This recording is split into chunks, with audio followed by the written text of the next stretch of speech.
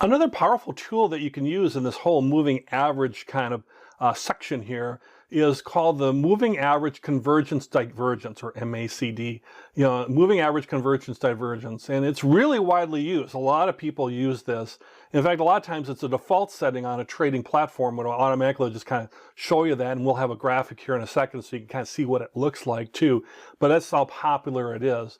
And the reason it's popular is it's trying to overcome that challenge that a good disciplined investor, we want to be good disciplined investors, and we have that challenge where we're waiting for the price to cross over a moving average, for example, or another moving average to cross over another. We're waiting for this crossover rule to happen, and we can see it forming. We can see it's coming. We're hoping it's going to come, but you wish you could take action now, right? You wish, like, could I just get in a little bit earlier? Do I have to wait for the crossing? Well, yeah, you're a disciplined investor. You got to wait. But with the moving average convergence divergence measure, this gives you an opportunity. Maybe you could, get in there a little bit early or out a little bit early, depending on whether it's converging or diverging. So let's take a look at that. But that's the whole idea, is it's overcoming that challenge of waiting for the crossover to happen. So if we look at it, with crossovers, you see a merge, right? You see them coming, and you see a turning point, and they're approaching, and then when that happens, then you're looking for a new direction to occur, is the idea. And by that time that crossover occurs, it's lagging indicator, right? So the absolute peak of whether it's a peak or the absolute trough or bottom has already passed. So you can't buy at the absolute low, or you can't sell at the absolute high. You're waiting for that lagging indicator to catch up and really give you a good solid answer on it. And that's a good thing about moving averages, by the way, because it gives you some good solid indication, basically. But this is where the MACD comes in again, where you're going to visually see or quantify that there's an opportunity here, and you're going to try to get in at that, either in at that trough or out at that peak a little bit more. So when we think about convergence and divergence, convergence would be coming together, right? And then when you have convergence, it indicates a trend. We're looking for trends, that a trend may be coming to an end. It's kind of an early warning signal. So we've got a trend, it could be up, it could be down, but something's happening where there's a convergence, and that's a signal that the trend is going to come to an end here, and we'll see that graphically in a moment. A divergence, think of that as going apart, or more daylight, it might be a way to think of it. And so the current trend is safe from a crossover or a reversal. Remember, we were looking at those ones with that more daylight. We knew that on the far left of the graph, we had a lot of daylight, so it'd have to come really far to get to that moving average. We had a little bit of safety there. So divergence of more daylight or going apart, it really is an indicator that the trend is not going to reverse. If anything, it looks like the trend might be safer for a longer period of time. We will continue to ride that trend, at least for a few more periods maybe.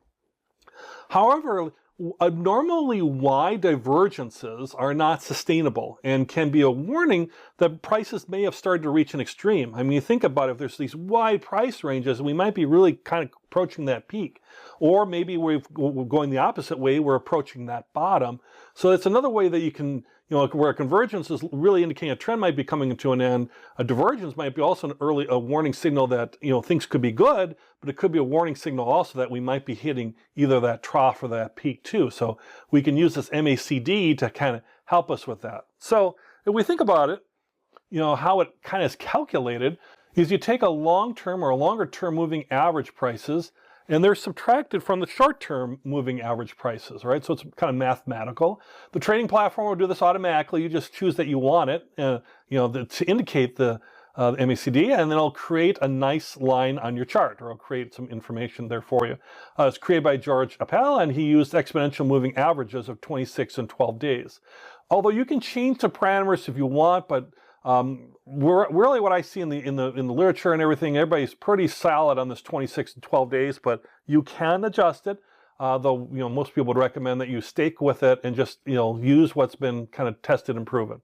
So that's what we'll use here too. So if we look at our chart, here's our familiar chart again. We've got we put in a 12-day and a 26-day simple moving averages, the blue line and the pink line, as you can see, and it moves across our prices there.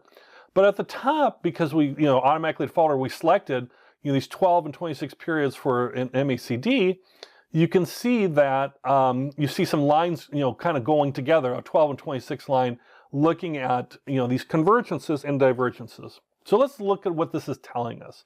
So if you look at the far left, when you see the line's rising, or the two averages are, basically what's happening there is the two lines are diverging. And so that means the trend is going to continue. So, diverging means trend continues, right? Though we might be peaking or troughing, a trend is going to continue. So if we look at the top of our chart here, and we see these black and red lines kind of going up there, that's the lines are rising, and that's indicating that the trend's going to continue. And if we look down, if let's say we're way back in time on this, you can see how, yes, obviously that trend was continuing in this case. Once they start to flatten out at the top, and they start flattening out, and they start coming down, then when the MACD line falls, that means the trend is ending, right? So the two averages are starting to come closer together, and they're converging, and the MACD is going to represent that to us as far as that happening. And we can see it on the main chart too. You can just start seeing those moving average lines starting to come closer together, less daylight, and they're coming closer together. It's just that the MACD is going to give you a little bit of indication of that coming, maybe ahead of time.